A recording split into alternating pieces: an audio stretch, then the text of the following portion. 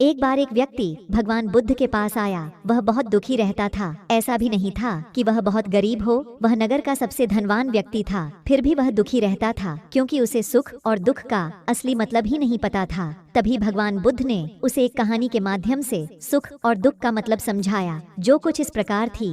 एक दिन बहुत से भिक्षु बैठे बात कर रहे थे कि संसार में सबसे बड़ा सुख क्या है। अगर संसार में सुख ही था तो छोड़कर आए क्यों? जब संसार में दुख ही दुख रह जाए तभी तो कोई संन्यास्त होता है। जब यह समझ में आ जाए कि यहाँ कुछ भी नहीं है, खाली पानी के बबूले हैं, आकाश में बने इंद्रधनुष हैं, आकाश कुसुम है, यहाँ कुछ भी नहीं है, तभी तो कोई सन्यासी होता है। सन्यास का अर्थ ही है संसार व्यर्थ हो गया है। जानकर, अनुभव से, अपने ही साक्षात्कार से ये भिक्षु ऐसे ही भागकर चले आए होंगे। किसी की पत्नी मर गई होगी, सन्यासी हो गया। किसी का दिवाला निकल गया तो सन्यासी हो गया। अब तुम देखना बहुत से लोग सन्यासी होंगे, फिर कुछ और बचता भी नहीं। तब बुद्ध भगवान अचानक आ गए। पीछे खड़े होकर उन्होंने भिक्षुओं की बातें सुनी, चौंके। फिर कहा, भिक्षुओं, भिक्षु होकर भी यह सब तुम क्या कह रहे हो? यह सारा संसार दुख में है, इसमें तुम बता रहे हो। कोई कह रहा है राज्य सुख, कोई कहता है काम सुख दुख में है, इसमें तुम बता रहे हो। कोई कह रहा भोजन सुख, स्वाद सुख। यह सब तुम जो कह रहे हो क्या कह रहे हो? यह सुनकर मुझे आश्चर्य होता है। अगर इस सब में सुख है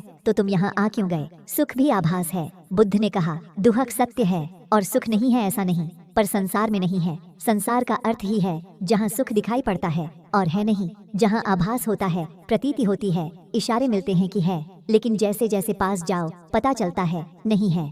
फिर सुख कहाँ है? बुद्ध ने कहा, बुद्धोत्पाद में सुख है। तुम्हारे भीतर बुद्ध का जन्म हो जाए तो सुख है। तुम्हारे भीतर बुद्ध का अवतरण हो जाए तो सुख है। बुद्धोत्पाद ये बड़ा अनूठा शब्द है। तुम्हारे भीतर बुद्ध उत्पन्न हो जाएं तो सुख है। तुम जब जाओ तो सुख है। सोने में दुख है, मूर्छा में दुख है, जागने में सुख है, धर्म श्रवण सुख है, तो सबसे परम सुख तो है बुद्धोत्पाद, कि तुम्हारे भीतर बुद्धत्व पैदा हो जाए। अगर अभी यह नहीं हुआ तो नंबर 2 का सुख है। जिनका बुद्ध जाग गया उनकी बात सुनने में सुख है, धर्म श्रवण में सुख है, तो सुनो उनकी। जो जाग गए हैं, जिन्हें कुछ दिखाई पड़ा है, गुणों उनकी। लेकिन उसी सुख पर रुक मत जाना। सुन सुनकर अगर रुक गए तो एक तरह का सुख तो मिलेगा, लेकिन यह भी बहुत दूर जाने वाला नहीं है। इसलिए बुद्ध ने कहा, समाधि में सुख है, बुद्धोत्पाद में सुख है। यह तो परम व्याख्या हुई सुख की। ओम नमो बुद्धाय।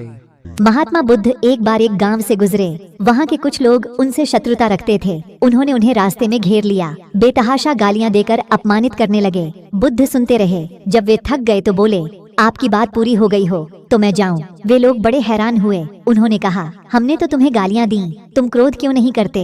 बुद्ध बोले, तुमने देर कर दी। अगर 10 साल पहले आए होते तो मैं भी तुम्हें गालियां देता। तुम बेशक मुझे गालियां दो, लेकिन मैं अब गालियां लेने में असमर्थ हूँ। सिर्फ देने से नहीं होता, लेने वाला भी तो चाहिए। जब मैं पहले गांव से निकला था तो वहाँ के लोग भेंट करने मिठाइयाँ लाए थे, लेकिन मैंने नहीं ली क्योंकि मेरा पेट भरा था। वे उन्हें वापस ले गए। बुद्ध ने थोड़ा रुककर कहा, जो लोग मिठाइयाँ ले गए उन्होंने मिठाइयों का क्या किया होगा? एक व्यक्ति बोला, अपने बच्चों, परिवार और चाहने वालों में बांटी होंगी। बुद्ध बोले, तुम जो गालियाँ लाए हो उन्हें मैंने नहीं लिया, क्या तुम इन्हें भी अपने परिवार और चाहने वालों में बांटोगे? नमो बुद्धाय।